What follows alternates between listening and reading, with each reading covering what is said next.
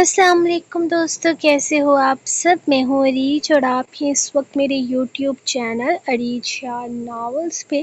یار سچی بات بتاؤں، یونیورسٹی سے ہو کر گھر آؤ اور پھر کھانا کھا کر ٹیوشن والے بچوں کو پڑھاؤ، اس کے بعد ایسی نیند آتی ہے نا کہ حد نہیں۔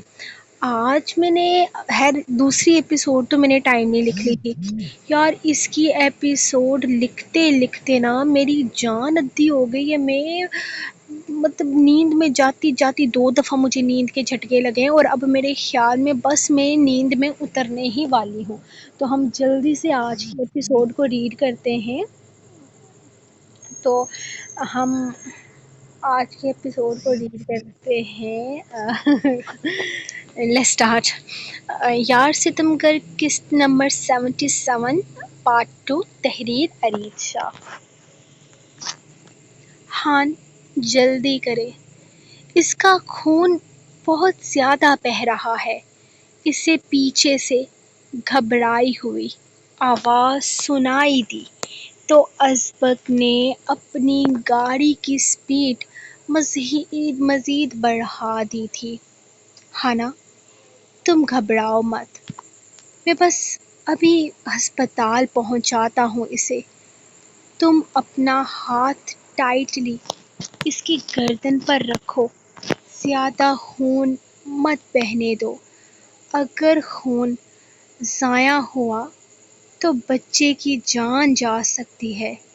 وہ پیچھے دیکھ کر اسے سمجھاتے ہوئے بولا تو آئرا نے صرف ہاں میں سر ہلایا تھا، جبکہ گھبراہٹ سے اس کے ماتھے پہ پسینہ آ رہا تھا۔ آئرا میری جان، تم پریشان مت ہو، تم اپنی طبیعت خراب کر لو گی، وہ پریشانی سے بولا تھا۔ اسے اپنے ساتھ لانا ٹھیک نہیں تھا۔ وہ ابھی اس حالت میں تھی ہی نہیں کہ اسے کسی طرح کا سٹریس ہینڈل کر پاتی۔ میں ٹھیک ہوں ہان، آپ پلیز گاڑی تیز چلائیں۔ وہ اپنا ہاتھ مضبوطی سے اس کی گردن پر رکھتے ہوئے بولی۔ ازبک نے گاڑی کی سپیڈ مزید تیز کر دی تھی۔ ازبک نے تیر کی تیزی سے گاڑی کو ہسپتال کی حدود میں شامل کیا تھا۔ جبکہ گاڑی سے نکلتے اس نے ازبک کے ہاتھ کے خون کے بہنے کی رفتار تیز ہوتی محسوس ہوئی تھی۔ ڈاکٹر تیزی سے اسے لے کر اپنا کام شروع کر چکے تھے، جبکہ وہ آئرا کو وہیں ایک ڈیسک پر بٹھاتے ہوئے خود بھی اس کے پاس بیٹھ گیا تھا۔ پلیز ان کے ہاتھ پر پٹی باندھ دیں، اس نے قریب سے گزرتی نرس سے کہا تھا۔ ڈونٹ وری ہانا، میں ٹھیک ہوں، مجھے کسی طرح کے ٹریٹمنٹ کی ضرورت نہیں ہے۔ یہ اتنا بھی کوئی خاص بڑا زخم نہیں ہے، تم پریشان مت ہو، وہ اسے سمجھاتے ہوئے بولا تھا۔ آپ کو مجھے سمجھانے کی ضرورت نہیں ہے کہ آپ کو علاج کی ضرورت ہے یا نہیں، میں خود سمجھتی ہوں۔ اتنی عقل مجھ میں بھی ہے، اسی لیے خاموشی سے بیٹھے رہیں۔ نرس پلیز آپ ان کے ہاتھ پر پٹی باندھ دیں، اس نے سختی سے کہتے ہوئے اس کا ہاتھ تھاما تو وہ چاہ کر بھی اس کے ہاتھ سے اپنا ہاتھ چھڑوا نہیں سکا تھا۔ جبکہ نرس جلدی سے فرسٹ ایڈ باکس لے کر آتے ہوئے اس کے ہاتھ پر پٹی کرنے لگی تھی۔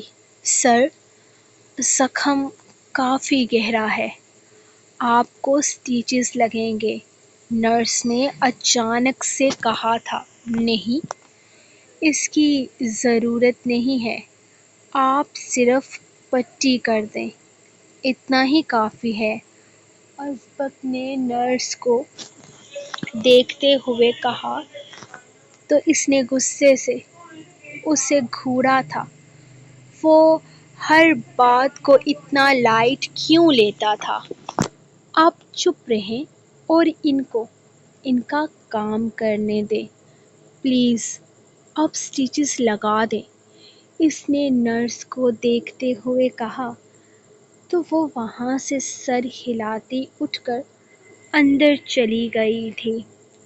تھوڑی دیر کے بعد اس نے اسے اندر بلایا تو ازبک اٹھنے کو تیار ہی نہیں تھا، لیکن آئرہ کے اٹھنے پر اسے اٹھنا پڑ گیا تھا اور پھر اندر آتے ہی ڈاکٹر نے اس کا ہاتھ سامنے رکھتے ہوئے اپنا کام شروع کر دیا تھا۔ زیادہ لمبا کام نہیں تھا، بس 20 منٹ میں ہی اس کو سٹیچز لگا دیے گئے تھے اور پٹی بھی بندھ گئی تھی۔ وہ اپنے ہاتھ کو ایک نظر دیکھتا اٹھ کر واپس آیا تھا۔ وہ اپنے ہاتھ کو ایک نظر دیکھتا اٹھ کر واپس باہر آ گیا تھا، کیونکہ اسے درخنے کی بھی فکر ہو رہی تھی۔ وہ ہرگز اس کی جان پر رسک نہیں لے سکتا تھا۔ وہ معصوم لڑکی اس کے گھر میں اتنی ٹائٹ سیکیورٹی کے باوجود موت کے منہ میں چلی گئی تھی۔ اگر یہ بات ارحم کو پتہ چل جاتی تو اسے کتنا برا لگتا، یہ سوچ کر کہ ازبک نے اس کی امانت کی حفاظت نہیں کی۔ اسے سمجھ نہیں آ رہا تھا کہ اتنی ٹائٹ سیکیورٹی ہونے کے باوجود اس کے گھر میں وہ آدمی گھسا تو پھر گھسا کیسے تھا، اور اسے کیسے پتہ چلا تھا کہ درخنے اوپر والے کمرے میں رہتی ہے۔ خیر اس چیز کا تو وہ حساب گھر جا کر کرنے والا تھا، فی الحال تو وہ درخنے کی ٹینشن میں پریشانی سے کبھی ادھر تو کبھی ادھر گھوم رہا تھا۔ آئرہ بھی خاموشی سے بیٹھی اسے نوٹ کر رہی تھی۔ وہ درخنے کے لیے کتنا پریشان تھا وہ محسوس کر سکتی تھی۔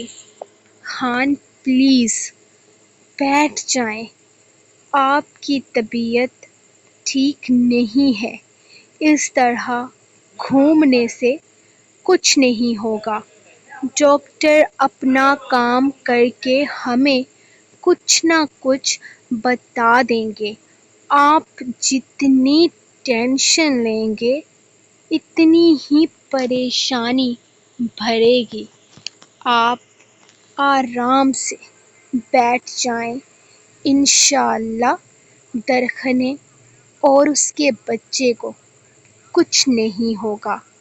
آئرہ نے اسے دیکھتے ہوئے کہا تھا۔ آخر اس شخص میں ایسا کیا تھا جو اس کی پریشانی وہ دیکھ نہیں سکتی تھی؟ وہ کیوں اس انسان کی محبت میں اس حد تک ڈوبی ہوئی تھی کہ اس کے چہرے کی پریشانی اسے اندر تک جھنجھوڑ کر رکھ دیتی تھی؟ وہ اپنی دوسری بیوی کے لیے پریشان تھا، اس کے بچے کے لیے پریشان تھا۔ وہ اس کا زخم اور تکلیف سوچ سوچ کر اسے اپنے اندر تکلیف اٹھتی محسوس ہو رہی تھی۔ کیوں کرتی تھی وہ اس انسان سے اتنی محبت جو اس کی محبت کے قابل نہیں تھا؟ آئرا، تم نہیں جانتی، اگر اسے کچھ ہو گیا نا تو بہت خراب ہو جائے گا۔ اسے کچھ نہیں ہونا چاہیے۔ یار، وہ معصوم سی بچی ہے، اس کا کوئی قصور نہیں ہے، بس وہ ایک مصیبت میں پھنس گئی ہے اور اس مصیبت کو اپنی جان پر لے رہی ہے۔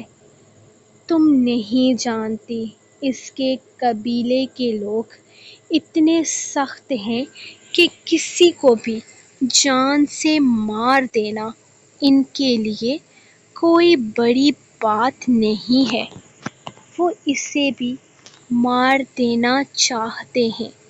تم جانتی ہو، اگر یہ یہاں نہ آتی تو وہ لوگ اب تک اسے اور اس کے بچے کو جان سے مار چکے ہوتے۔ ان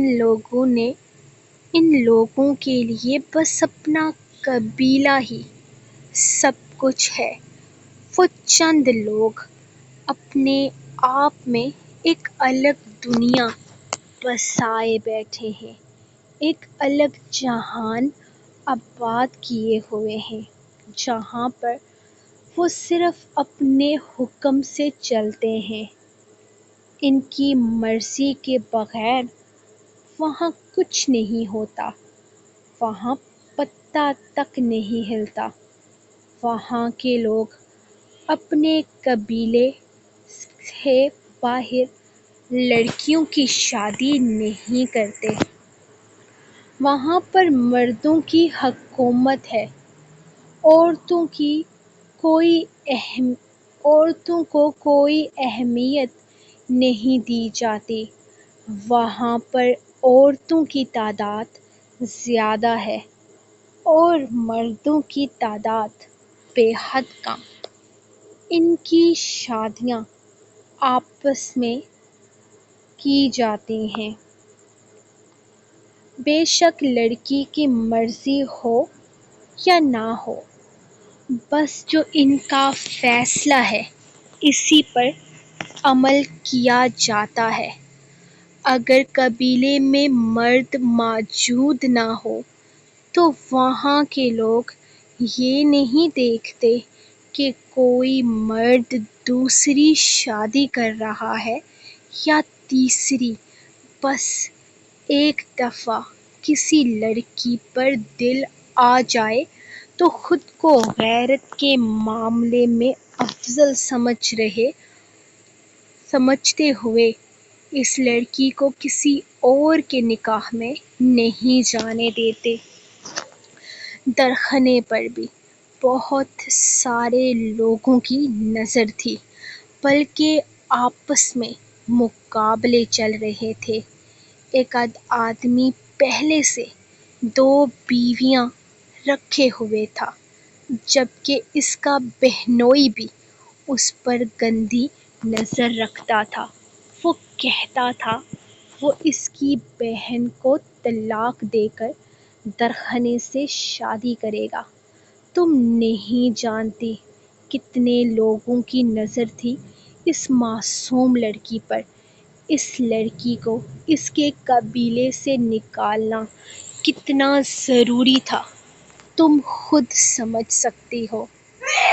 اگر وہ وہاں سے حویلی نہ آتی تو کسی نہ کسی کی پیٹ چڑھ جاتی، یہ جانتے ہوئے بھی کہ وہ قبیلے سے باہر کسی آدمی کے نکاح میں ہے اور اس کا بچہ تک ہونے والا ہے۔ وہ لوگ برداشت نہیں کر پا رہے، اسی لیے اسے جان سے مار دینا چاہتے ہیں۔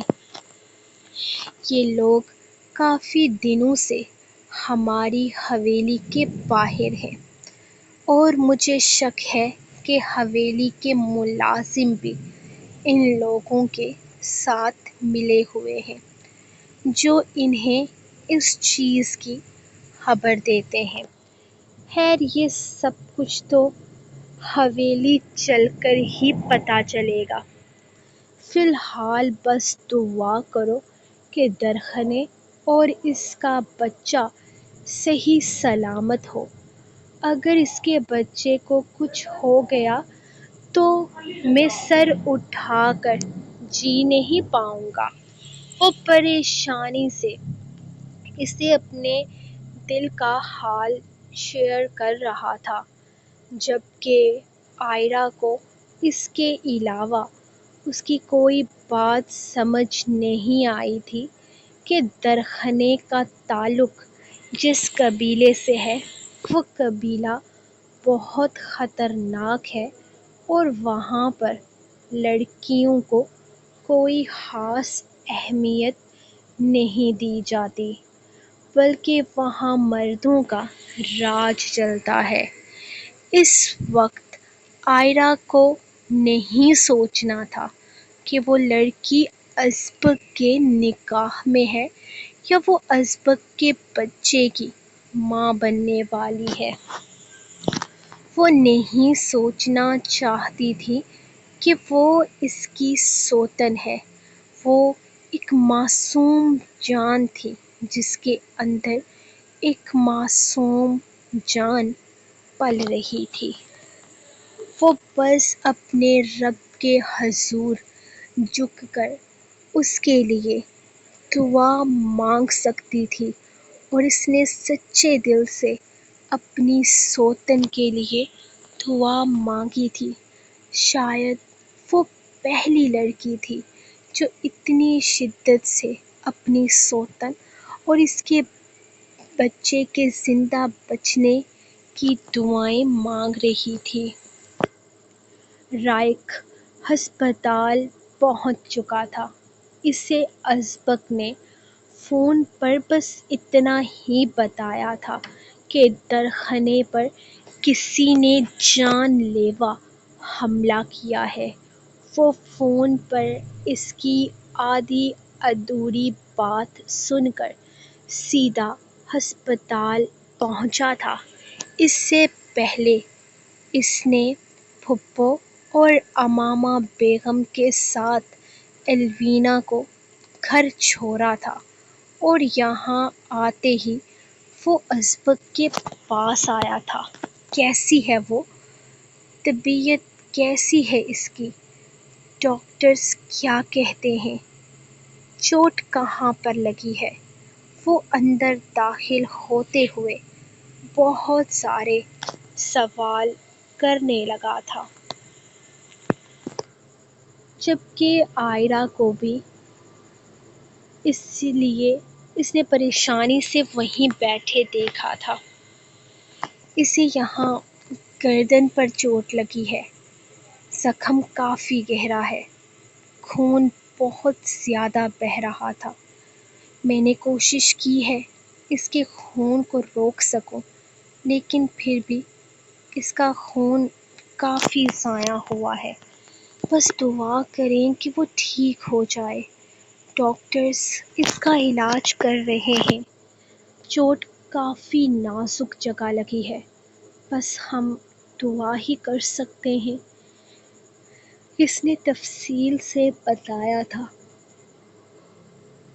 جبکہ ازبک بھی اس کے قریب ہی آ کر کھڑا ہوا تھا، جبکہ اس کے ہاتھ پر پٹی بندھے دیکھ وہ پریشان ہو گیا۔ تم نے ان لوگوں کو دیکھا ہے؟ کتنے لوگ تھے اور وہ گھر کے اندر کیسے پہنچے؟ اتنی ٹائٹ سیکیورٹی کے بعد کوئی اس طرح گھر میں کیسے داخل ہو سکتا ہے؟ اور تمہیں چوٹ کیسے لگی؟ وہ اس کے ہاتھ کو دیکھتے ہوئے بولا تھا، میری چوٹ کا ان سب چیز سے کوئی واسطہ نہیں ہے۔ میں نے ان لوگوں کو تو نہیں دیکھا، لیکن ایک آدمی کو پیچھے سے دیکھا ہے جو درخنے کے کمرے کی کھڑکی سے باہر کی طرف بھاگ رہا تھا۔ میں نے اسے پکڑنے کی کوشش کی تھی، لیکن وہ میرے ہاتھ سے نکل گیا۔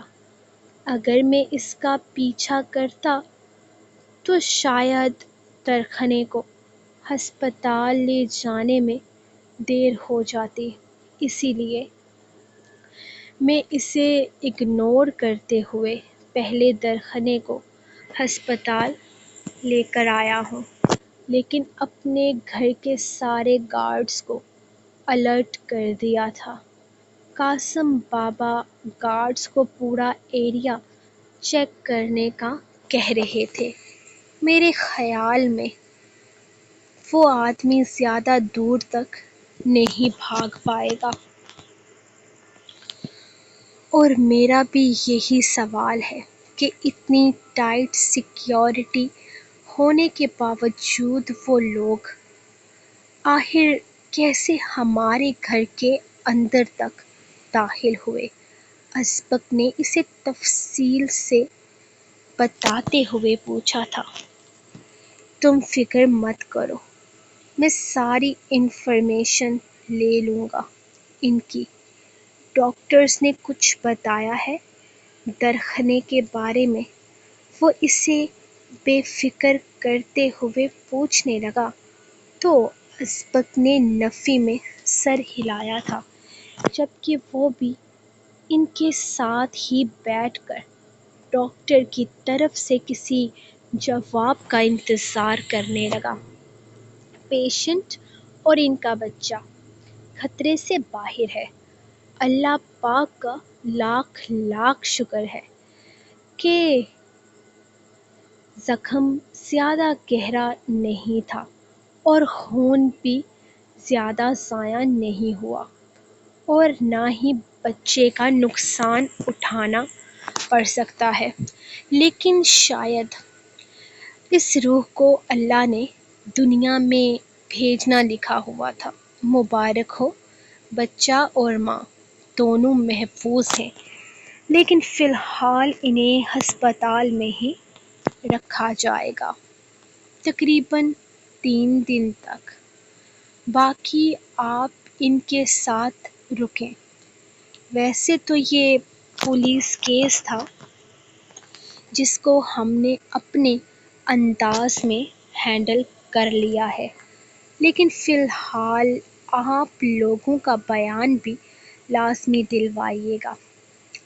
اس طرح کے کیسز پر خاموش نہیں بیٹھنا چاہیے، اس سے لڑکی کی جان بھی جا سکتی تھی۔ اور پھر آپ جانتے ہیں کہ کیا ہو سکتا تھا، ایک نہیں بلکہ 2 جانیں جاتی۔ ویسے تو ہم نے اپنی طرف سے ان کا بہت اچھے سے ٹریٹمنٹ دیا ہے، لیکن آپ لوگ بھی ان کا خیال رکھیے گا، غیر ضروری لوگوں کو ملنے نہ دیجیے، اور کوشش کریں کہ وہ کم بات کریں۔ جب وہ جاگیں گی تب انہیں بہت زیادہ درد ہوگا۔ ہم نے ویسے تو انہیں پین کلر انجیکشن لگائے ہیں، لیکن پھر بھی چوٹ گردن پر لگی رہی ہے تو شکر ہے کہ چوٹ ذرا نیچے نہیں لگی، ورنہ یقیناً بچے کی سانس کی نالی کٹ سکتی تھی۔ بے شک جسے اللہ بچانا چاہے اسے دنیا میں کوئی نقصان نہیں پہنچا سکتا۔ باقی میں نے پولیس کو انفارم کر دیا ہے، آپ لوگ یہ سب دیکھ لیجیے گا۔ ڈاکٹر نے تفصیل بتاتے ہوئے انہیں ریلیکس کیا تھا، جبکہ وہ لوگ پرسکون ہو گئے تھے۔ تم لوگ یہاں بیٹھو، میں ارحم کو انفارم کر کے آتا ہوں۔ رائک اس کے قریب سے اٹھا تو ازبک نے اس کا بازو تھام لیا تھا۔ رائک، تجھے نہیں لگتا کہ ہمیں ارحم کو اس بارے میں کچھ نہیں بتانا چاہیے؟ وہ کم آواز میں بولا تو آئرا جو انہیں دیکھتے ہوئے ان کی بات کو سمجھنے کی کوشش کر رہی تھی تھوڑی حیران ہوئی تھی۔ دماغ خراب ہے تمہارا؟ عقل کام کر رہی ہے یا نہیں؟ اتنی ضروری بات ہم اسے کیوں نہیں بتائیں گے؟ یہ بات جاننا اس کے لیے بہت ضروری ہے۔ وہ اپنا ہاتھ چھڑواتے ہوئے کافی سختی سے بولا تھا، جبکہ آئرا کوشش کر رہی تھی یہ نام یاد کرنے کی۔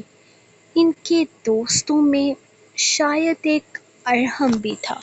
شاید ارحم وہی تھا جو رائک کی شادی پر آیا تھا لیکن پھر شادی کینسل ہو جانے کی وجہ سے چلا گیا تھا۔ اس نے اس کی شکل تو نہیں دیکھی تھی لیکن نام سے کچھ واقفیت اس کے دماغ میں اجاگر ہو رہی تھی۔